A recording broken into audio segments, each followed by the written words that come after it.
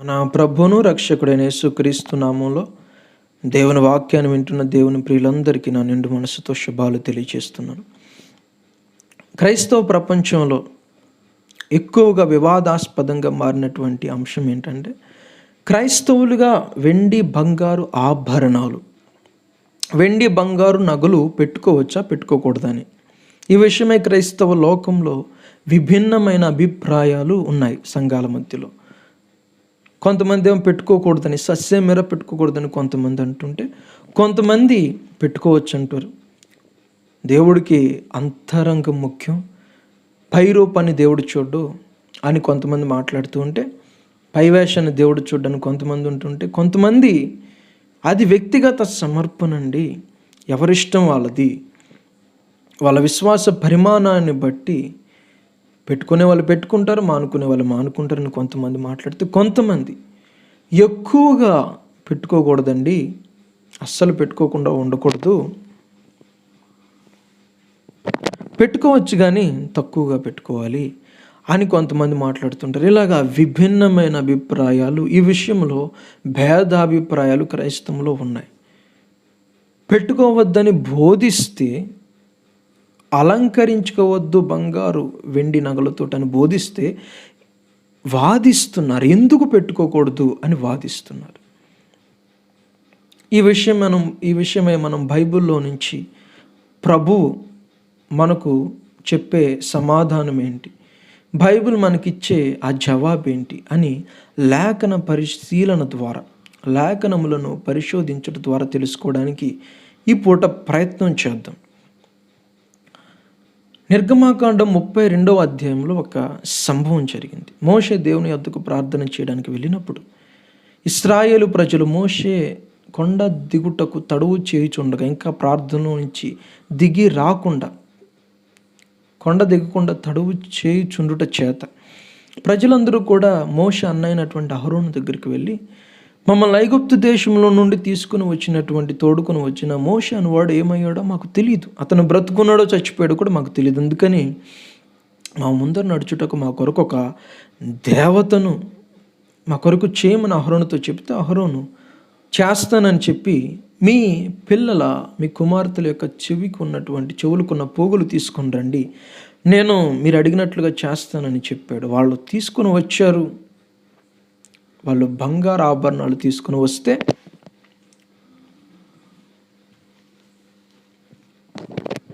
అహరోను ఒక దూడను ఆ చెవి పోగుల నుండి, ఆ బంగారు ఆభరణాల నుండి అవి తీసుకొని ఒక బంగారు దూడను పోత పోసి, ఇదిగో ఇదే మీ దేవుడు అని చెప్పాడు.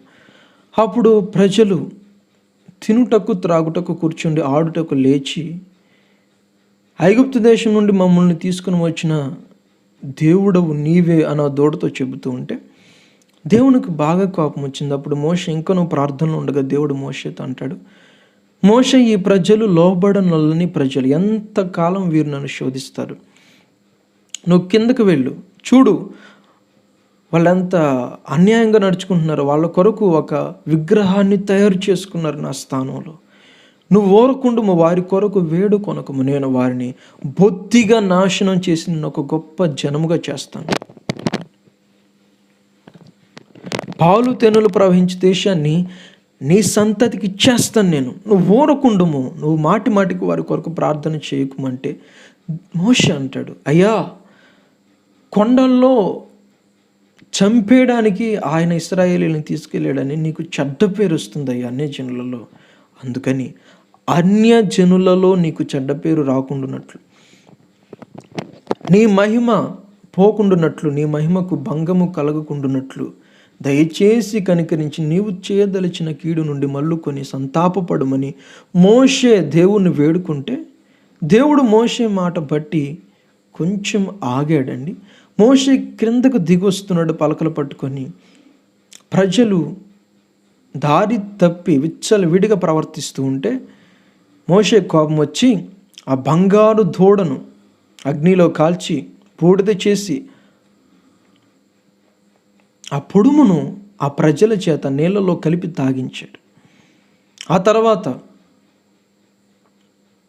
ఆ పాలెము ద్వారము దగ్గరికి వెళ్ళి, యెహోవా పక్షంగా నుండి వారు ఎవరని పిలుపునిస్తే లేవీలందరూ అతని వద్దకు వస్తే ఆ లేవీలతో మోషే చెప్పిన మాట ఏంటంటే, మీ నడుమునకు ఒక కత్తి కట్టుకొని ఈ పాలెం ఈ ద్వారం నుండి ఆ ద్వారం వరకు తిరుగుతూ మీ కంటికి కనిపించినటువంటి మీ చెలికాన్ని, మీ సహోదరుని, మీ పొరుగువాన్ని చంపేసి యెహోవాకు మిమ్మల్ని మీరు ప్రతిష్ఠ చేసుకోమని చెబుతాడు. ఆ రోజు రక్తపాతం అక్కడ జరిగింది. కొన్ని వేల మంది చచ్చిపోయారు ఆ రోజున.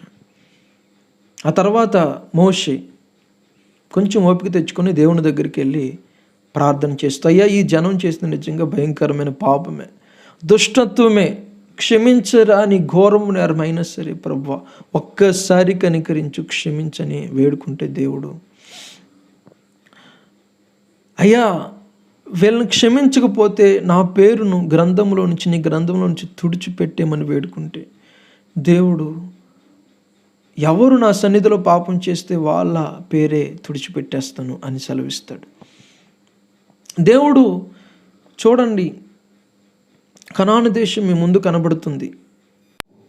ఆ కనాను దేశానికి వెళ్ళండి, 7 జాతుల ప్రజల మీద మీకు నేను విజయాన్ని ఇస్తాను, ఆ దేశాన్ని స్వతంత్రించుకోండి, మీకు ముందుగా నా దూతను నేను పంపుతాను, నేను మాత్రం మీతో రాను అని దేవుడు చెబితే మోషే, అయ్యా అలా అయితే ఎలా, అయ్యా నువ్వు రాకపోతే ఎలా అని దేవుణ్ణి అడిగితే దేవుడు అంటాడు, వీళ్ళు లోబడనొల్లని జనం, వీళ్ళు స్టిఫ్ నెక్డ్ పీపుల్, వీళ్ళు లోబడనొల్లరు, ఒక్క క్షణం మాత్రమైనా నేను మీ నడుముకు వచ్చి మిమ్మల్ని సంహరించేదనేమో, చంపేస్తానేమో, అందుకని ఎందుకు చావడం మీరు, ఎలాగో ఇశ్రాయేలీలు లోబడనొల్లని జనము కనుక మీరు వెళ్ళండి, మీకు ముందుగా నా దూతను పంపిస్తాను, నేను మాత్రము రాను అని చెబితే మోషే, అయ్యా నువ్వు రావాల్సిందే, రాకపోతే కుదరదని మొండికేస్తే అప్పుడు దేవుడు మోషేతో అంటాడు, అలా అయితే ఈ ప్రజల ఒంటి మీద ఉన్నటువంటి బంగారు వెండి ఆభరణాలను తీసివేయమని చెప్పు, వారి విషయమై వారికి నేనేమి చేయవలనో నాకు తెలియనట్లు వారి ఒంటి మీద ఉన్నటువంటి వెండి బంగారు ఆభరణాలను తీసివేయమని చెప్పు అని మోషేతో చెబితే, మోషే ఆ విషయాన్ని ప్రజలందరికీ చెబితే హోరేబు పర్వతము దగ్గర వారి ఒంటి మీద ఉన్నటువంటి వెండి బంగారు ఆభరణాలను తీసివేస్తారండి. ఆ పర్వతం దగ్గర వాళ్ళ ఒంటి మీద ఉన్నటువంటి వెండి బంగారు నగలు తీసివేస్తారు. ఈ వాక్యము నిర్గమాకాండం 33వ అధ్యాయం 5-6 వాక్యాలను చదువుకుంటే ఈ మాటలు మనకు కనపడతాయి. 4, 5, 6 వాక్యాలు చదువుకుంటే మనకు ఈ మాటలన్నీ కూడా మనకు స్పష్టంగా కనపడతాయి. నేను ఆలోచన చేశాను, ఎందుకు దేవుడు ఇశ్రాయేలీయులను వాళ్ళ ఒంటి మీద ఉన్నటువంటి ఆ బంగారు వెండి ఆభరణాలను తీసివేయమన్నాడు? ఎందుకు దేవుడే ఆ వెండి బంగారు ఆభరణాలను తీసివేయమని చెప్పాడు? నిర్గమాకాండం 11వ అధ్యాయం 2వ వాక్య భాగాన్ని చదువుకున్నప్పుడు సాక్షాత్తు దేవుడే ఇశ్రాయేలు ప్రజలను ఆ దినము విమోచించబోతున్నాడు ఐగుప్తు దేశము నుండి. అప్పుడు మోషేతో దేవుడు చెప్పాడు, మోషే ఈరోజు ఫరో మిమ్మును వెలనిస్తాడు, మిమ్మల్ని గెంటేస్తాడు, ఒక మాటలో చెప్పాలంటే. అందుచేత ఇశ్రాయేలీలో ప్రతి స్త్రీ ప్రతి పురుషుడు తన చెలికాని యొద్దను, ప్రతి స్త్రీ తన చెలికత యొద్దను వెండి బంగారు నగలు తీసుకోండి అని దేవుడు మోషేకు చెప్పాడు ప్రజలతో చెప్పమని. మోషే ఆ విధంగా ప్రజలతో చెప్తే ప్రజలు వెళ్ళి ఐగుప్తీయులను ఆ విధంగా అడిగితే, ఒక విధంగా రిక్వెస్ట్ చేస్తే అక్కడ రాయబడిన మాట ఏంటంటే, దేవుడు ఇశ్రాయేలీల పట్ల ఐగుప్తీయులకి కటాక్షము కలుగ చేసినందుకు అంత మాత్రమే కాక మోషే ఫరో సేవకుల దృష్టికిని ఐగుప్తీయుల దృష్టికిని గొప్పవాడైనందుకును ఐగుప్తీయులు వాళ్ళకి వెండి బంగారు నగలను ఇచ్చారు. ఆ రాత్రి పశువులతోనూ వెండి బంగారు నగలతోనూ పిల్లలతోనూ కుటుంబాలతోనూ ఇశ్రాయేలు ప్రజలు ఐగుప్తు దేశం నుండి బయలుదేరి వచ్చేశారు. ఆలోచన చేస్తే దేవుడే వెండి బంగారు నగలను ఐగుప్తీయుల దగ్గర తీసుకోమని చెప్పింది దేవుడే. మరి ఎందుకు నిర్గమాకాండం 33వ అధ్యాయములు ఎందుకు వారి ఒంటి మీద నుంచి ఆ వెండి బంగారములను తీసివేయమని చెప్పాడు? మరలా దూడను చేసుకుంటారన్న, అట్లయితే పూర్తిగా దూరంగా పారేమని చెప్పలేదు దేవుడు. పూర్తిగా దేవుడు ఆ వెండి బంగారములను మీ యొద్ద నుండి పారవేయుడి అని చెప్పలేదు, మీ ఒంటి మీద నుండి తీసివేయమని చెప్పాడు. వాళ్ళు ఏం చేశారు? హోరేబు పర్వతం దగ్గర వాళ్ళ ఒంటి మీద ఉన్న వెండి బంగారు నగలను తీసేశారు. తీసి వాళ్ళు క్యారీ చేసుకుంటూ వెళ్ళారు. నేను ఈ విషయం ఎలా చెప్పగలుగుతున్నానంటే, నిర్గమాకాండం 35వ అధ్యాయం 5వ వాక్యంలో దేవుడు మోషేతో చెబుతాడనమాట, ప్రత్యక్షపు గుడారం యొక్క నిర్మాణమునకు వెండి, బంగారు, ఇత్తడి వంటి లోహములు మీలో ప్రతివాడు, బుద్ధి పుట్టిన ప్రతివాడు, ప్రేరేపించబడిన ప్రతివాడు దేవుని మందిరమునకు నిర్మాణమునకు తీసుకుని రావాలని మోషే చెబితే, ఆ విధంగా ఇశ్రాయేలు ప్రజలు వెండి, బంగారు, ఇత్తడి మొదలగు వస్తువులను తీసుకొని వస్తారు. వాళ్ళ దగ్గర వెండి, బంగారం ఉన్నాయి. హోరేబు పర్వతం దగ్గర వాళ్ళ ఒంటి మీద నుండి 33వ అధ్యాయం నిర్గమాకాండం 33 5, 6 వాక్యాలు వాళ్ళ ఒంటి మీద నుండి వాళ్ళు బంగారం తీశారు, కానీ క్యారీ చేసుకుంటూ వెళ్ళారు. వాళ్ళతో పాటు ఆ బంగారాన్ని తీసుకొని వెళ్ళారు. ఆ బంగారం అనే మందిర నిర్మాణంలో అర్పణలుగా వాళ్ళు ఆ వెండి, బంగారు, ఇత్తడి ఈ వస్తువులన్నింటిని కూడా ఇవ్వడం జరిగింది. దేవుడు శాశ్వతంగా వాటిని పారవేయండి అని చెప్పలేదు.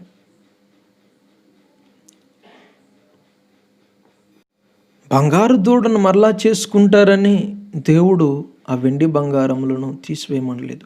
వాళ్ళ దగ్గరే ఆ వెండి బంగారములను వాళ్ళు ఉంచుకున్నారు, పారేయలేదు, ఒంటి మీద నుండి తీసేశారు అంతే. దేవుడే నిర్గమాకాండం 11వ అధ్యాయం 2వ వాక్యంలో చెప్పాడు, వెండి బంగారు నగలను తీసుకోండి అని దేవుడే చెప్పాడు. కేవలం దేవుడు 33వ అధ్యాయం 5, 6 వాక్యాలు చెప్పిన మాట ఏంటంటే, మీ ఒంటి మీద ఉండకూడదు బంగారం. ఇప్పుడు చాలామంది తప్పుగా అర్థం చేసుకుంటున్న విషయం ఏంటంటే, బంగారమును అసహించుకోవాలని చెబుతున్నాడు దేవుడు. బంగారమును సృష్టించింది దేవుడే కదా. బంగారమును బైబిల్లో నీతితో కూడా పోల్చాడు కదా దేవుడు. ఈ పాస్టర్లందరూ కూడా బంగారమును గురించి వ్యతిరేకంగా బోధ చేస్తారేంటి? దేవుడు ఆ విధంగా చెబుతున్నాడా? వీళ్ళు అనవసరంగా ఎందుకు బోధ చేస్తారు ఇట్లాగా అని చాలామంది వాదిస్తారు.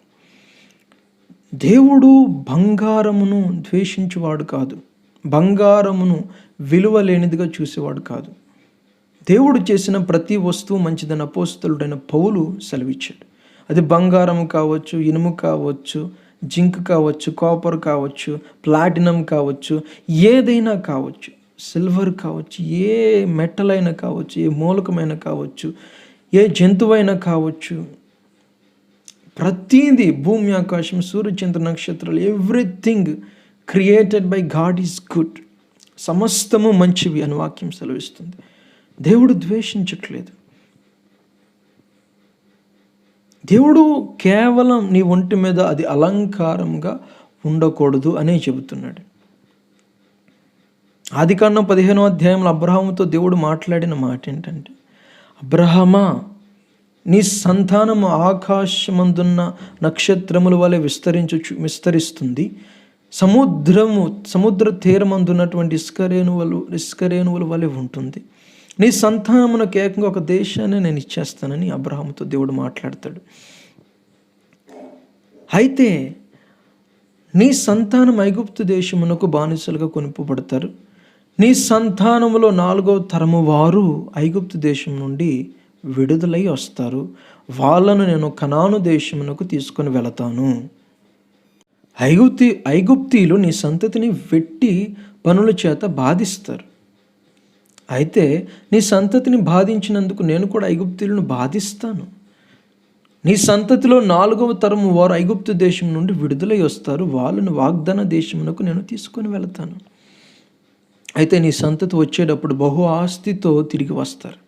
వాళ్ళు చేసిన వెట్టి పనులకు, వాళ్ళు చేసిన కష్టానికి, ఐగుప్తీయుల పనిలో వాళ్ళని శ్రమ పెట్టిన ఆ కష్టానికి తగినట్లుగా నేను వాళ్ళకి ప్రతిఫలం ఇచ్చి ఐగుప్తు దేశం నుండి పంపిస్తాను, బహు ఆస్తితో తిరిగి వస్తారు అని అబ్రహాముతో చెప్పాడు. ఇదే విషయాన్ని స్టెఫెను అపోస్తలుల కార్యాలు 7వ అధ్యాయం 6వ వాక్య భాగంలో మాట్లాడుతూ, మన పితరులు ఐగుప్తు దేశం నుండి బహు సంపదతో తిరిగి వచ్చారని మాట్లాడతాడు. నేను చెప్పొచ్చేది ఏంటంటే, ఐగుప్తు దేశం నుండి ఇశ్రాయేలు ప్రజలు పశువులతోనూ వెండి బంగారు నగలతోనూ తిరిగి వచ్చారు. అది వాళ్ళకి సంపదగా ఉండాలి, కానీ అలంకారము కాకూడదు. అది నేను చెప్పదలుచుకున్న విషయం. వెండి బంగారములు మనకు సంపదగా ఉండవచ్చు, మనకు అలంకారముగా ఉండకూడదు. అది గుర్తించవలసిన విషయం. ఈరోజున చాలామంది అపార్థం చేసుకునే విషయం ఏంటంటే దేవుడు బంగారానికి వ్యతిరేకమా? కాదు. బంగారము మనకు సంపద. దేవుడే ఇశ్రాయేలు ప్రజలకు వెండి బంగారు నగలను దేవుడే ఇచ్చాడు. ఎందుకంటే వాళ్ళు చేసిన కష్టానికి దేవుడు న్యాయము తీర్చాడు. అలాంటి దేవుడే మరలా ఆ వెండి బంగారు నగలను తీసి పారవేయండి అని చెప్పడు. దేవుడు చెప్పిన మాట ఏంటంటే మీ ఒంటి మీద అలంకారముగా అవి ఉండకూడదు. మీ ఒంటి మీద అవి అలంకారముగా ఉండకూడదు. అవి మీకు సంపదగా ఉండొచ్చు. అవి మీ దగ్గర ఉన్నాయా? వెండి బంగారు నగలు మీ దగ్గర ఉన్నాయా? మీ పరిస్థితి బాగోలేనప్పుడు వాటిని వినియోగించుకోండి. ఈనాటి ప్రజలైతే బంగారం ధర మార్కెట్లో పెరిగినప్పుడు కావలసి వస్తే అమ్ముకోండి, వెల తెచ్చుకోండి, జీవనం కొనసాగించండి.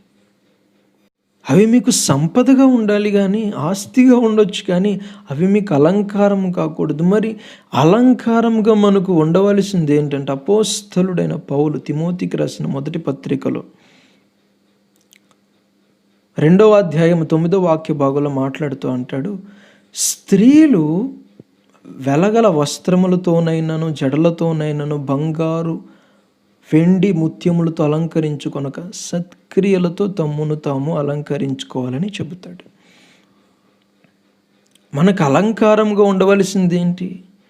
సత్క్రియలు. జడలతో అలంకరించుకోకూడదు, వెండి బంగారము ముత్యములతో అలంకరించుకోకూడదు, వెండి బంగారు నగలతో అలంకరించుకోకూడదు, వెలగల వస్త్రములతో అలంకరించుకోకూడదు. మనకు అలంకారంగా ఉండవలసింది సత్క్రియలు. మొన్న ఈ మధ్య ఒక దైవజనుడు, ఒక వ్యక్తి ఒక వాక్య భాగాన్ని తీసుకొని పాస్టర్లు అందరూ కూడా అనవసరంగా ప్రజల మీద లేనిపోని బోధలు రుద్దేస్తున్నారు అని మాట్లాడుతూ పేతురు రాసిన మొదటి పత్రిక 3వ అధ్యాయం మొదటి వాక్య భాగం నుండి 3వ వాక్య భాగం వరకు చదువుతూ మాట్లాడుతున్నాడు. ఏమనంటే పేతురు రాసిన మొదటి పత్రిక 3వ అధ్యాయం 3వ వాక్య భాగంలో రాయబడిన మాట ఏంటంటే స్త్రీలు జడలతో అలంకరించుకోకూడదు, బంగారు వెండి నగలతో అలంకరించుకోకూడదు, వస్త్రములు కూడా వేసుకోకూడదు.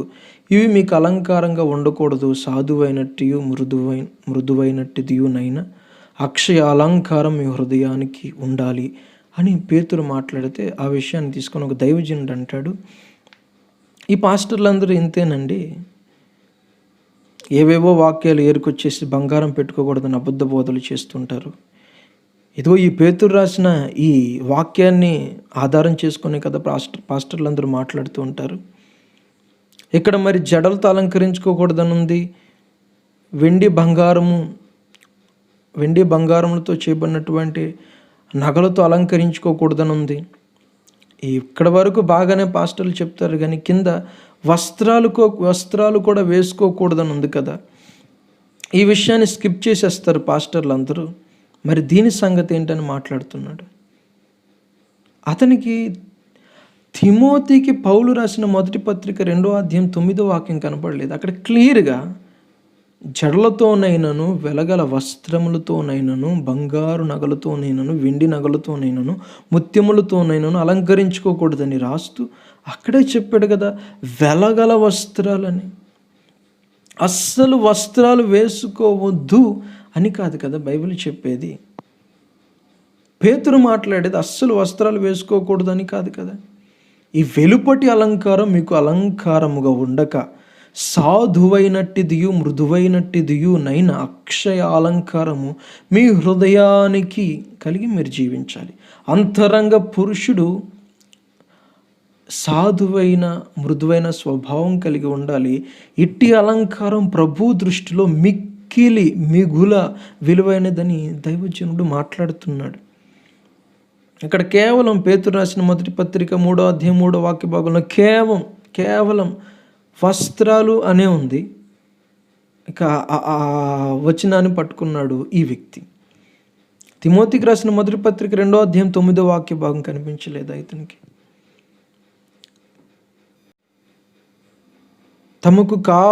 తమకు అవసరమైనటువంటి వచనాలు మాత్రమే తీసుకొని ఇష్టానుసారంగా బోధించే వాళ్ళు చాలామంది ఉన్నారు.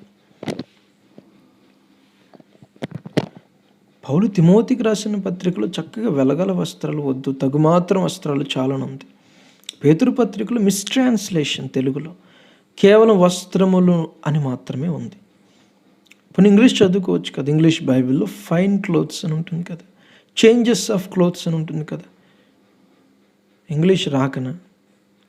పేతురు రాసిన పత్రికలో మాత్రమే ఈ విషయం అతనికి కనిపించిందా? తిమోతికి రాసిన పత్రికలో కనిపించలేదు. ఆ రెఫరెన్స్ ఇతనికి కనిపించలేదా? ఈ రెఫరెన్స్ కనిపించిందా? మనము సత్క్రియలతో మనల్ని మనం అలంకరించుకోవాలి అని వాక్యం సెలవిస్తుంది. ఈ బాహ్యమైన అలంకారము మనకు ఉండకూడదు. సత్క్రియలతో మనల్ని మనం అలంకరించుకోవాలి. సత్క్రియలు అంటే ఏంటి? పేతురు కూడా తన పత్రికలో, పేతురు రాసిన మొదటి పత్రిక 2వ అధ్యాయం 12వ వాక్యంలో ఏమంటాడంటే, సహోదరులారా, అన్యజనులు మిమ్మును ఏ విషయంలో దుర్మార్గులను దూషింతురో ఆ విషయములలో మీ సత్క్రియలు వారి ఎదుట కనబడనివ్వండి. అందును బట్టి వారు దర్శన దినమందు ప్రభువును మహిమపరుస్తారు అని మాట్లాడతాడు. పేతురు మాట్లాడే మాట ఏంటంటే, మిమ్మల్ని ఏ విషయాల్లో అన్యజనులు దూషిస్తారు దుర్మార్గులని, ఆ విషయంలో మీ సత్క్రియలు వాళ్ళకి కనపడాలి. వెండి బంగారు ఆభరణాలతో కాక సత్క్రియలతో మీరు అలంకరించుకోండి. సత్క్రియలే మీకు అలంకారం, అవే మీకు ఆభరణాలు. వెండి బంగారు నగలు ఎలా పెట్టుకుంటామండి? మనం అందరికీ కనబడేలాగా పెట్టుకుంటారు. వెండి బంగారము పెట్టుకోవడం వెనుక ఉద్దేశం ఏంటంటే అందరూ చూడాలి. అసలు అలంకారం అంటేనే ఎక్కువ అందాన్ని చేకూర్చి పెడుతుందని ఉద్దేశంతో పెట్టుకునేది కనుక స్త్రీలు లేదా పురుషులందరూ కూడా వెండి బంగారు నగలు పెట్టుకునేటప్పుడు అందరూ మమ్మల్ని చూడాలి, అందరికీ ఇవి కనపడాలనే ఉద్దేశంతో కనబడేలాగా బాహాటంగా పెట్టుకుంటారు. అట్లాగా మీ క్రియలు ఏ విషయములో అన్యజనులు మిమ్మల్ని దూషిస్తారో ఆ విషయంలో మీ సత్క్రియలు కనపడినివ్వండి. అపోస్తలుడైన పౌలు తిమోతికి రాసిన మొదటి పత్రిక 2వ అధ్యాయం 9వ వాక్యంలో కూడా ఈ విషయం చెప్పాడు. సత్క్రియలతో మిమ్మల్ని అలంకరించుకుంటని. పేతురు కూడా పేతురు రాసిన మొదటి పత్రిక 2వ అధ్యాయం 12వ వాక్యంలో మీ సత్క్రియలు అన్యజనుల ఎదుట కనబడనివ్వండి అని మాట్లాడాడు. అసలు సత్క్రియలు అంటే ఏంటి? దాన ధర్మాలు చేయడం, ఆకలి కొనిన వానికి అన్నం పెట్టడమా? ఏంటి సత్క్రియలు అంటే ఏంటి? వస్త్రహీనులకు వస్త్రాలు ఇవ్వటమా? దాన ధర్మాలు చేయడమా? పుణ్యాలు చేయడమా? ఏంటి సత్క్రియలు అంటే అర్థం ఏంటి? ఇవన్నీ నీతి క్రియలు. సత్క్రియలు అంటే ఇవి కాదు. దాన ధర్మాలు చేయడము, ఆకలి కొనిన వారికి అన్నం పెట్టడము, వస్త్రాలు లేని వాళ్ళకి వస్త్రాలు ఇవ్వడము, ఇవన్నీ నీతి క్రియలు. ఇవి సత్క్రియలు కాదు. సత్క్రియలు అంటే ఏంటని చెప్పడానికి నేను మత్తయి సువార్త 5వ అధ్యాయము 16వ వాక్య భాగంలో యేసయ్య స్వయంగా మాట్లాడితే ఏమన్నాడంటే, అన్యజనుల ఎదుట మీ సత్క్రియలను కనబడనివ్వండి. అప్పుడు వాళ్ళు మీ తండ్రిని, పరలోకపు తండ్రిని మీ సత్క్రియలను బట్టి వాళ్ళు మహిమపరుస్తారు. పరలోకమందున్న మీ తండ్రిని అన్యజనులు మహిమపరుచున్నట్లు మీ వెలుగు వారి ఎదుట ప్రకాశింపనీయుడి, మీ సత్క్రియలు వారి ఎదుట కనబడనివ్వండి అని యేసయ్య అక్కడున్న ప్రజలతోటి మాట్లాడుతూ ఉంటాడు. పేతురు మాటలను బట్టి, యేసయ్య మాటలను బట్టి మనకు అర్థమయ్యేది ఏంటంటే, మనము సత్క్రియలను అలంకారముగా కలిగి ఉంటే దేవుని నామం మహిమపరచబడుతుంది. పేతురు చెప్పిన అదే మాట, యేసయ్య చెప్పిన అదే మాట. అసలు సత్క్రియలు అంటే ఏంటి అని మనం ఆలోచన చేయాలి. ఇదే మత్తయి సువార్త 5వ అధ్యాయం 11వ వాక్యములో ప్రభు అంటారు, నా నిమిత్తము జనులు మిమ్మును నిందించి దూషించి అబద్ధముగా మీ మీద చెడ్డ మాటలెల్లా పలుకున్నప్పుడు మీరు ధన్యులు, పరలోకమందు మీ ఫలము అధికమగును, అందును బట్టి మీరు సంతోషించి ఆనందించుడి అని ప్రభు మాట్లాడతాడు. సత్క్రియలు అంటే ఏంటంటే, పేతురు రాసిన పత్రిక ప్రకారము అన్ని జనులు మనం దూషించారనుకోండి, అన్ని జనులు దుర్భాషలు ఆడారనుకోండి, మనల్ని ఏదైనా ఒక విషయంలో నిందించారనుకోండి, అపనిందలు వేస్తారనుకోండి, అభియోగాలు మోపారనుకోండి, మనము మౌనముగా ఉండాలి. మన సత్క్రియలు వాళ్ళకి కనబడాలి. అవి చూసి వాళ్ళు దేవుని మహిమపరచాలి. దూషణకు ప్రతి దూషణ మనం చేయకూడదు, అదొక సత్క్రియ. కీడుకు ప్రతి కీడు మనము చేయకూడదు, అదొక సత్క్రియ. ఒక చెంప మీద కొడితే ఇంకో చెంప చూపెట్టాలి కానీ మనము తిరిగి కొట్టకూడదు, అదొక సత్క్రియ. అట్లాగా మన సత్క్రియలు వాళ్ళకి కనబడాలి. అది అలంకారంగా మనకు ఉండాలి, బాహాటముగా వాళ్ళకు తెలియాలి. ఆ 11వ వాక్యం నుంచి చదువుకున్నప్పుడు ప్రభువు తన బిడ్డలను ఈ విధంగా పోలుస్తూ మాట్లాడుతున్నారు. మీరు లోకానికి ఉప్పై ఉన్నారు, మీరు లోకానికి వెలుగై ఉన్నారు. ఉప్పు నిస్సారం అయితే తొక్కబెట్టుటకి కానీ ఇంకా దేనికి పనికిరాదు. దీపము వెలిగించబడిన దీపము అనేకులకు వెలిగించుటకు దీపస్తంభం మీద పెట్టబడుతుంది కానీ కొంచెం కింద పెట్టబడదు. కొండ మీద, పర్వతం మీద, కొండ మీద కట్టబడిన పట్టణం మురుగై ఉండనేరదు. అట్లాగే మీ వెలుగు ప్రకాశించాలి అన్ని జనుల ఎదుట అని మాట్లాడుతున్నాడు. బంగారము ఇచ్చే షైనింగ్ ఏమో కానీ సత్క్రియల వల్ల మీ షైనింగ్ చూసిన వాళ్ళందరూ కూడా దేవుణ్ణి మహిమపరచాలి. ఈ విషయాన్నే పేతురు అంటాడు, భార్యలారా మీ స్వపురుషులకు లోబడి ఉండండి. మీరు అలా లోబడి ఉన్నందువలన అది మీకు సత్క్రియగా ఎంచబడుతుంది. అప్పుడు అవిశ్వాసులైన భర్తలు, లేదంటే దేవుని వాక్యానికి అవిధేయులుగా ఉన్నవాళ్ళు ఒకవేళ మీ సత్ప్రవర్తనను బట్టి, మీ సత్క్రియను బట్టి, భయముతో కూడిన పవిత్రమైన మీ ప్రవర్తనను బట్టి రాబట్టవచ్చును. పూర్వమందు ప్రభువును ఆశ్రయించినటువంటి స్త్రీలు అలాగూ చేశారు. శారా అబ్రహామును యజమానుడు అని పిలిచింది, అబ్రహాముకు లోబడి ఉంది. అట్లాగే మీరు కూడా మీ సత్క్రియను కనబడనివ్వండి, మీ భర్తకు లోబడినండి. మిమ్మల్ని ఒకవేళ కొడుతున్నాడు, వాక్యానికి విరోధంగా ఉండి తిడుతున్నాడు, ఏమైనా ఇంకా ఇతరత్ర కార్యాలు చేసి మిమ్మల్ని ఒకవేళ నిష్ఠూర పెడుతున్నాడా, మీరు లోబడి ఉండాలి అనేది దేవుని వాక్యం సెలవిస్తుంది. నీ స్వపురుషులకు లోబడి ఉండాలి, అదొక సత్క్రియ. పేతురు పత్రికలు ఇంకా డీటెయిల్గా ఉంటుంది. సాధువైనట్టిదియు మృదువైనట్టిదియునైనా అక్షయాలంకారము మీ హృదయమునకు ఉండాలి. అంటే మీ అంతరంగ పురుషుడు ఆ విధంగా ఉండాలి. ఆ విధమైన అలంకారము ప్రభు దృష్టికి మిక్కిలి విలువైనది, మిగుల విలువైనదని వాక్యం సెలవిస్తుంది. వాక్యంలో ఉంటుంది, రాజుని సౌందర్యమును కోరుచున్నాడు, రాజుని సౌందర్యమును కోరుచున్నాడు, నీ పుట్టింటి వారిని మరిచిపో అని వాక్యం ఉంటుంది. అవును, నీ సౌందర్యమును దేవుడు కోరతాడు. అయితే అది ఏ సౌందర్యం? పౌలు గారు అంటారు, నా బాహ్య పురుషుడు నానాటికి నశించిన అంతరంగ పురుషుడు దినదినము నూతనమవుతున్నాడు. సుందరమైన మన అవయవములకు ఎక్కువ సౌందర్యం అక్కర్లేదని వాక్యంలో ఉంది. ఏ సౌందర్యం మనకు కావాలి? మనకు కావలసిన సౌందర్యం ఏంటి? ఆధ్యాత్మిక సౌందర్యాన్ని ప్రభువు కోరుకుంటున్నాడు. ఈ బంగారు వెండి నగల ద్వారా అలంకరింపబడే ఈ సౌందర్యం కాదు ప్రభువు కోరుకునేది. కొంతమంది ఏమంటారంటే,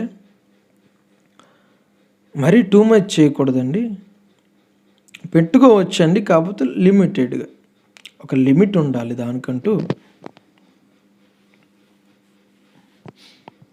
మరీ టూ మచ్గా చేయకూడదు, అతిగా పెట్టుకోకూడదు కానీ, అతిగా అలంకరించుకోకూడదు కానీ పెట్టుకోవచ్చు, బ్యూటీ కాన్షియస్ లేనంత మట్టుకు పెట్టుకోవచ్చు అని అంటారు. అయితే నేను బైబిల్ ఒక చోట చదువుకున్నాను. ఆదికాండం 35వ అధ్యాయం 1 నుంచి 4 వాక్యాలు చదువుకున్నప్పుడు, దేవుడు బేతేలుకి వెళ్ళమని యాకోబునకు సెలవిచ్చినప్పుడు, యాకోబు తన భార్యల దగ్గరకు, ఉపపత్నుల దగ్గరికి వెళ్ళి చెబుతాడు, మీ దగ్గరున్న అన్య దేవతలను తీసి మీ యొద్ద నుండి పారవేడి మనము బేతేలునకు వెళుదాము అని చెబితే, మీ యొద్దనున్న అన్య దేవతలను పారవేసి మిమ్మల్ని మీరు శుచిపరచుకునండి అని చెబితే, వాళ్ళు వాళ్ళ యొద్దనున్నటువంటి అన్య దేవతలను తీసి యాకోబుకి చేతికిచ్చి వాళ్ళ చెవులకున్న చెవి పోగులను తీసి యాకోబుకు ఇస్తారు. అప్పుడు యాకోబు మస్తకి వృక్షము క్రింద వాటిని దాచిపెడతాడు. చాలామంది అనేది ఏంటంటే ఎక్కువ పెట్టుకోకూడదండి, కొంచెం పెట్టుకోవచ్చండి అంటారు. కేవలం వాళ్ళ చెవులకున్న పోగులను బట్టే వాళ్ళు శుచిపరుచుకోవాలి అని యాకోబు మాట్లాడాడు. అంటే శుచిపరచుకోవడం అంటే శుద్ధి చేసుకోవడం, శుద్ధీకరించుకోవడం. వాళ్ళ చెవులకు పోగులుంటేనే వాళ్ళను వాళ్ళు శుచిపరుచుకోవాలని యాకోబు చెబితే కేవలం పోగులే, అక్కడ చెవులకున్న పోగులు మాత్రమే, ఇయర్ రింగ్స్ మాత్రమే, ఇంకా మెడకు నెక్లెస్, గొలుసులు, చేతికి గాజులు, ముక్కుకు కమ్మీలు, చేతులకు కడియాలు, ఇవన్నీ కాదు, కేవలం వాళ్ళ చెవులకు పోగులు మాత్రమే ఉన్నాయంట. ఆ పోగులు తీసి యాకోబు చేతికిస్తే మస్తకి వృక్షం క్రింద వాటిని పాతిపెట్టాడంట, దాచిపెట్టాడు. నేను అనేది ఏంటంటే వాక్యము అసలు పూర్తిగా వద్దు, అది అసలు మీకు అలంకారంగా ఉండకూడదని వాక్యం సెలవిస్తున్నప్పుడు, మీ అలంకారం ఆధ్యాత్మికమైనదై ఉండాలని వాక్యం సెలవిస్తున్నప్పుడు మరలా కొంచెం పెట్టుకోవచ్చు, అతిగా చేయకూడదు, కానీ మరీ పెట్టుకోకుండా ఉండకూడదు. మళ్ళీ ఈ కూరగాయల బేరవంతి ఎందుకండి? ఈ కూరగాయల బేరవంతి ఎందుకు? ఒకసారి ప్రభు విడిచిపెట్టామని చెప్పిన తర్వాత వదిలేయాలి, ఇంకా అది మనకు వద్దు. ఎందుకు అసలు దేవుడు ఇశ్రాయేలు ప్రజల్ని ఒంటి మీద ఉన్నటువంటి ఆ బంగారు ఆభరణాలు తీసివేయమన్నాడు? పౌలు గారు కానీ పేతురు గారు కానీ ఎందుకు ఆ వెలుపటి అలంకారంగా ఉండకూడదని ఎందుకు మాట్లాడారు వీళ్ళని నేను ఆలోచన చేసినప్పుడు, బంగారు నగలు ఎవరివి? ఇశ్రాయేలు ప్రజలు ఐగుప్తు దేశం నుండి వచ్చేటప్పుడు వాళ్ళు తెచ్చుకున్న వెండి బంగారు నగలు ఎవరివి? ఐగుప్తీయులవి. ఇశ్రాయేలు ప్రజలు అడగగానే వాళ్ళు అప్పటికప్పుడు వెండి బంగారు నగలు తయారు చేసి వెలికిచ్చారా? అంతా లేదు, వాళ్ళు పెట్టుకునేవి వెలికిచ్చారు. అంటే ఐగుప్తీయులు ఎవరు? అన్ని జనులు వెండి బంగారు నగలు పెట్టుకుంటారండి, దేవుని ప్రజలు పెట్టుకోరు. ఐగుప్తులు వెండి బంగారు నగలు పెట్టుకుంటారు. ఇంకో మాట చెప్పాలంటే వాళ్ళు చేసుకున్న దేవతలకు కూడా వెండి బంగారు నగలను తగిలిస్తారు, అలంకరిస్తారు. దేవత ప్రతిమలను వెండి బంగారు నగలతో అలంకరిస్తూ ఉంటారు. దేవుడికి ఇశ్రాయేలు ప్రజలు వెండి బంగారు నగలు పెట్టుకున్నప్పుడల్లా, ఈ అలంకారం పెట్టుకున్నప్పుడల్లా దేవునికి ఆయన పిల్లలను చూసినట్లు అనిపించటం లేదు. ఎందుకంటే ఆయన పిల్లలను ఆయన పోలికలు, ఆయన స్వరూపంలో చేసుకున్నాడు. అన్ని జనులు ఆచరించే పద్ధతులను తన ప్రజలు ఆచరిస్తుంటే ఆయన పిల్లల్లాగా వారిని ఆయన ఫీల్ అవ్వలేకపోతున్నాడు. అది అన్ని జనుల పద్ధతి అండి. దేవునికి ఇశ్రాయేలు ప్రజలు ఆభరణాలు ధరించుకున్నప్పుడల్లా విగ్రహాలు గుర్తొస్తున్నాయి, విగ్రహారాధన గుర్తొస్తుంది. ఆయన జీవము గలవాడు, ఆయన స్వరూపంలో ఆయన పోలికల్లో మనుషులను చేసుకున్నాడు. ఆయన బిడ్డలు ఆయన పోలికలో కనిపించట్లేదు ఆ వెండి బంగారు నగలు పెట్టుకుంటూ ఉంటే. మీరే ఆలోచించుకోండి, మీ కొడుకును ఎవరో వచ్చి అస్సలు నీ పోలికలు పడలేదు, ఆడెవడో పోలికలు పడ్డాయంటే ఒప్పుకుంటారా? కోపం రాదా? దేవునికి కూడా అందుకే కోపం వస్తుంది. అన్య జనుల పద్ధతులు, ఎవరో పిల్లల్లా ఉన్నారు కానీ ఆయన పిల్లల్లా కనిపించట్లేదు. ఎందుకంటే అది అన్య జనుల యొక్క అలవాటు. అది నగలు పెట్టుకోవడం, వెండి బంగారు నగలు పెట్టుకోవడం. దేవుని పిల్లలు అన్య జనులకు ఇష్టానుసారమైనటువంటి వస్త్రధారణలోను, ఇష్టానుసారమైనటువంటి అలంకరణలోను ఉండకూడదండి. అన్య జనులు అంటే ఎవరు? ఆత్మ మూలముగా, నీటి మూలముగా ఎవరైతే జన్మించారో వాళ్ళు అన్ని జనులు. ఎవరు నిబంధనలో జీవించారో వాళ్ళు అన్ని జనులు. ఎవరు దేవునితో చేసుకున్న తీర్మానంలో నిలబడరో వాళ్ళన్ని జనులు. మనం అన్ని జనుల్లా బ్రతకూడదు కదా, మనకు నిబంధన ఉంది. మనం నూతనంగా జన్మించిన వాళ్ళము, దేవుని యొక్క బిడ్డలు. మనకు నిబంధన ఉంది, మనకు కొన్ని కట్టుబాట్లు ఉన్నాయి, కొన్ని హద్దులు ఉన్నాయి, సరిహద్దులు ఉన్నాయి, దేవుని యొక్క కట్టడలు ఉన్నాయి, విధులు ఉన్నాయి. మనం అన్య జనుల్లాగా ప్రవర్తించకూడదు, వారికిలాగా మన వస్త్రధారణ ఉండకూడదు, వారికిలాగా మన అలంకరణ ఉండకూడదు. వారికి మనం భిన్నంగానే కనబడుతూ ఉండాలి. దేవుడు కోరుకునేది అది. మీరు గమనిస్తే పేతురు మాట్లాడిన, యేసయ్య మాట్లాడిన ఏం మాట్లాడారంటే అన్యజనులు మీ సత్క్రియలు చూడాలని. పేతురు మాట్లాడింది కూడా అదే. అన్ని జనులు మీ సత్క్రియలు చూసి దర్శన దినమందు ప్రభువును మహిమపరచాలి. యేసయ్య ఏమన్నాడంటే, వాళ్ళు మీ సత్క్రియలు చూసి మీ తండ్రిని మహిమపరచినట్లు మీరు మీ వెలుగు వారి ఎదుట ప్రకాశింపనివ్వుడి అనియండి. అంటే అన్ని జనుల గురించి మాట్లాడుతున్నారు. అంటే అర్థం ఏంటి? నువ్వు బంగారు వెండి నగలు పెట్టుకుంటున్నావంటే వెలుపటి అలంకరణ నీకు అలంకారముగా ఉంటుందంటే ఖచ్చితంగా నువ్వు ఏ జాబితాలోకి వెళతావు? అన్ని జనుడివే. నువ్వు సత్క్రియలతో అలంకరించుకుంటే అన్ని జనులకు నీ వెలుగు ప్రకాశింపనిస్తావు. అప్పుడు నువ్వు అన్ని జనుడు అవ్వు. యేసయ్య చెప్తున్నాడు కదా, సత్క్రియలతో అలంకరించుకోవాలి. మీరు ఏ జాబితాలో ఉంటారు? ఇష్టానుసారంగా బ్రతకడానికి మనకంటూ ఇష్టానుసారమైన మార్గాలు లేవు. మనకు నిబంధన ఉంది, మనకి కొన్ని కట్టుబాట్లు ఉన్నాయి. మనం ప్రభు మాటకు కట్టుబడి ఉండాలి. మనం అన్ని జనుల్లో కలిసిపోకూడదండి. మూర్ఖులకు ఈ తరము వారికి వేరే రక్షణ పొందండి. లోకానికి మనం భిన్నంగా బ్రతుకుతూ ఉండాలి. మనం ప్రత్యేకంగా ఉండాలి. మన వస్త్రధారణ కానీ మన ప్రత్యేకమైన జీవితం మనం జీవిస్తూ ఉండాలి. వాళ్ళకు అన్ని జనులకు అర్థం అవ్వాలి, వీళ్ళు ప్రత్యేకమైన వాళ్ళు, వీళ్ళు ప్రభు కొరకు నిష్ట కలిగి బ్రతుకుతున్న వాళ్ళు, ప్రభు కొరకు ఉపేక్ష కలిగి బ్రతుకుతున్న వాళ్ళు. వీళ్ళ వస్త్రాలు ప్రతిష్ఠిత వస్త్రాలు, వాళ్ళ జీవితం ప్రతిష్ఠ చేయబడిన జీవితం, వాళ్ళు త్యాగంతో కూడిన విశ్వాసులు, వాళ్ళు నిజమైన క్రైస్తవులు, వాళ్ళ భక్తి నిజమైనది, వాళ్ళ దేవుడు జీవము కలిగినవాడు అని మన గురించి చెప్పుకునేలాగా మనం ఒక ప్రత్యేకమైన జీవితం చేయాలండి. అది మన వస్త్రాల్లో కనపడాలి. మనం కూడా అన్ని జనుల్లాగా ఎలాంటి వస్త్రాలు పడితే అలాంటి వస్త్రాలు వేసుకుంటే మనకి అన్ని జనులకు తేడా ఉండదు అనేది నేను తలుచుకున్న విషయం. అన్ని జనుల వల్లే అలంకారం మనం చేసుకోకూడదండి. బాహ్య సంబంధమైన అలంకారం మనకి అలంకారంగా ఉండకూడదు అనే విషయాన్ని మనం గుర్తించాలి. పేతురు యోహానులు శృంగారమును దేవాలయమునకు ఎక్కిపోతున్నప్పుడు అక్కడ పుట్టినది మొదలుకొని కుంటివాడిన ఒకడు ప్రతిరోజు ఆ దేవాలయం ముందుకు భిక్షాటన చేయుటకు తీసుకుని పోబడుతున్నాడంట. వాడు పేతురు యోహానుల వైపు తిరిగాడు, ఏమైనా దొరుకుతుందేమో అని. అప్పుడు పేతురు అంటాడు, వెండి బంగారములు మా యొద్ద లేవు, కానీ మాకు కలిగినది నీకు ఇచ్చుచున్నాము అని పేతురు చెబుతాడు. ఆయన మాట్లాడిన మాట వెండి బంగారములు మా యొద్ద లేవు అని మాట్లాడాడు. ఒక దైవజనుని దగ్గర వెండి బంగారాలు ఉండకూడదు కదండి.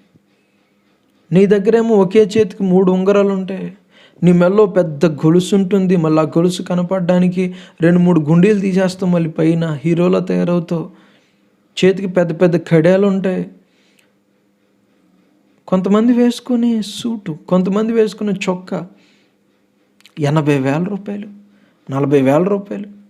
కొంతమంది ఆడవాళ్ళు కట్టుకునే పట్టు చీరలు 20,000 రూపాయలు. ఇలా మిగుల వెలగల వస్త్రాలు వద్దని బైబిల్ చెబుతుంది కదా. వీళ్ళు చెప్పేది ఏంటంటే డిగ్నిటీ. దైవజనుడు డిగ్నిటీగా కనపడాలి. మీకేం తెలుసండి, కొన్ని లక్షల మంది మమ్మల్ని చూస్తున్నారు. నేను అంటాను, నిజమే, మీరు అనుకుంటారు మీ డిగ్నిటీ వల్ల మీ విలువ పెరుగుతుందని. మీ విలువ మీ డిగ్నిటీ వల్ల మీ ప్రజల ముందు, మీరు ఏ ప్రజల ముందు నిలబడ్డారో వాళ్ళ ముందు మీ విలువ పెరగొచ్చు, ప్రేక్షకుల ముందు మీ విలువ పెరగొచ్చు, కానీ ఖచ్చితంగా పరలోకంలో మీ విలువ తగ్గిపోతుంది. ఇది వాస్తవం. పౌలు, నేను బహుమానం పొందాలని, పరలోకంలో ఇంకా మంచి స్థానం పొందడానికి నాకున్న సౌకర్యాలు, నా అధికారాలు నేను వినియోగించుకోవట్లేదు అన్నాడు. మీ పరిచయ విస్తరించవచ్చు, మీకు బాగా డబ్బు ఉండొచ్చు, అంత మాత్రాన మీ స్టేటస్ పెంచుకుంటారా? మీ లైఫ్ స్టైల్ మార్చేసుకుంటారు. గొప్ప గొప్ప దైవజనులు ఎంతో ఆడంబరంగా బ్రతకడానికి అవకాశం ఉన్న వాళ్ళందరూ కూడా ఆడంబరంగా బ్రతకుండా నిరాడంబరంగా బ్రతికారండి. సాదా సీదా వస్త్రాలు వేసుకొని బ్రతికిన వాళ్ళు ఉన్నారు. యేసన్న గారు ఎన్నో వందల సంఘాలు ప్రభు ఆయన ద్వారా స్థాపించారు.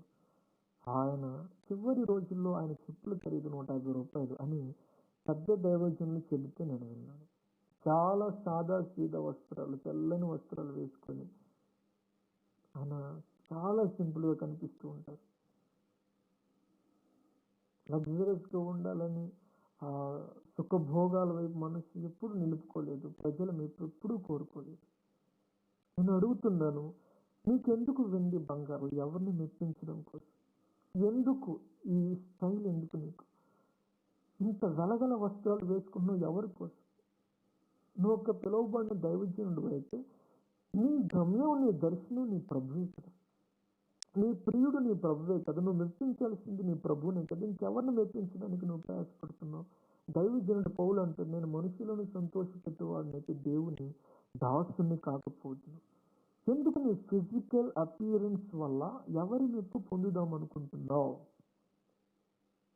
అనేది నేను అడగదలుచుకున్నాను. ఎందుకండి దేవుడు వద్దని చెప్పిన వాటిని ఎందుకు తెచ్చిపెట్టుకుంటున్నారు? దేవుడు సాధారణమైన జీవితం బ్రతకండి. దైవ భక్తి గలవారమును చెప్పుకుని స్త్రీలకు తగినట్లుగా బ్రతకండి స్త్రీలకు దేవుడు చెబుతున్నాడు. దైవజనుడు మాట్లాడుతున్నాడు. ఎవరిని మెప్పించడం కోసం? ఎవరి కోసం? ఆలోచించుకోండి. వెండి బంగారము మీకు సంపదగా ఉండొచ్చు, అవి మీకు అలంకారము కాకూడదు అనే విషయాన్ని మీరు గుర్తుపెట్టుకోవాలి. ఎవరి కోసం వేసుకుంటున్నారు వెలగల వస్త్రాలు? ఎవరి కోసం ధరించుకుంటున్నారు వెండి బంగారు నగలు? ఎవరి కోసం? కొంతమంది వెండి బంగారు నగలు పెట్టుకోరు, కానీ వస్త్రాలు మాత్రం బీభత్సమైనటువంటి ధర కలిగినవి, వెరీ కాస్ట్యూమ్స్ని ఉపయోగించుకుంటుంటారు, వేసుకుంటారు. ఎందుకు? ఎవరిని మెప్పించడం కోసం? ఎవరి దగ్గర షో ఆఫ్ చేయడానికి? ఎందుకు? ప్రభువు కోరుకునేది ఆబ్వియస్లీ నీ దేహ సౌందర్యాన్ని కాదు. ప్రభువు కోరుకునేది కేవలం నీ అంతరంగ పురుషుని యొక్క సౌందర్యం కదా. అలాంటప్పుడు ఎవరి కోసం ప్రాకులాడుతున్నారు? ఎవరి కోసం కష్టపడుతున్నారు? దేవుని సంతోషపెట్టువాడు దేవుని మహిమపరిచేవాడు. దేవుణ్ణి మహిమపరిచేవాడు సత్క్రియలు చేయవాడు అలంకారం కలిగిన వాడు. యోహాను సువార్త 15వ అధ్యాయం ఉంటుంది కదా, నా తండ్రి మహిమపరచబడాలి మీ ద్వారా.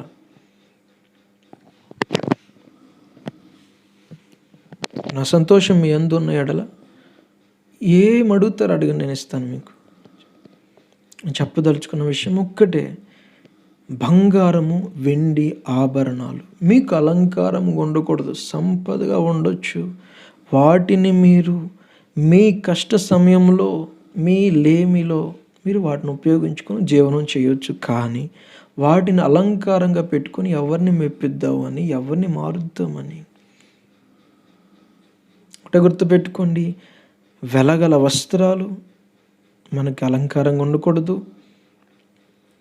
స్త్రీలకైతే జడలు అల్లుకోవడం అలంకారంగా ఉండకూడదు. వెండి బంగారు నగలు అలంకారంగా ఉండకూడదు. మన అలంకారం, మన సత్క్రియలు, మన అంతరంగ పురుషుని యొక్క ఎదుగుదల. ప్రభు కృప మీకు తోడైండును గాక. ఆమేన్.